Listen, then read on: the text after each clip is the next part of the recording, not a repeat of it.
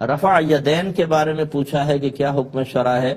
رفع یدین کے مطلب ویسے رفع یدین دونوں ہاتھوں کو اٹھانا، تو یہ صرف ہمارے فقہ حنفی میں جب تکبیر تحریمہ ہوتی ہے، پہلے جو تکبیر لگاتے ہیں اس میں کانوں تک ہاتھ اٹھاتے ہیں، یا دعائے قنوت پڑھنے کے لیے تکبیر لگائی جاتی ہے، یا جو مطلب عیدین کی نمازیں ہیں اس میں تکبیریں ہوتی ہیں تو رفع یدین کرتے ہیں۔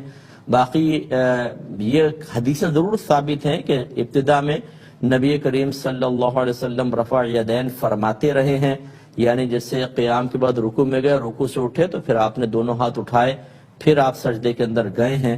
تو جیسے امام شافعی کے پیروکار ایسا ہی کرتے ہیں، لیکن ہمارے احناف کے نزدیک یہ حدیثیں منسوخ ہو چکی ہیں۔ حضرت عبداللہ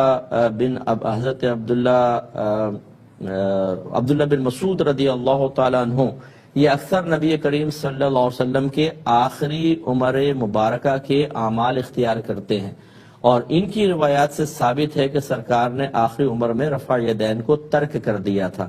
اور امام اعظم ابو حنیفہ رضی اللہ تعالی عنہ فقہی معاملے میں عبداللہ بن مسعود رضی اللہ تعالیٰ عنہ کی حدیثوں پر عامل ہے، لہٰذا ہم رفع یدین نہیں کریں گے۔ لیکن اگر کوئی کرتا ہے رفع یدین تو ٹھیک ہے، آپ اس پہ طنز نہ کریں، وہ اپنی دلیل سے کر رہا ہے، لیکن مسئلہ یہ جو نہیں کر رہا اس کو برا بھلا کہنا۔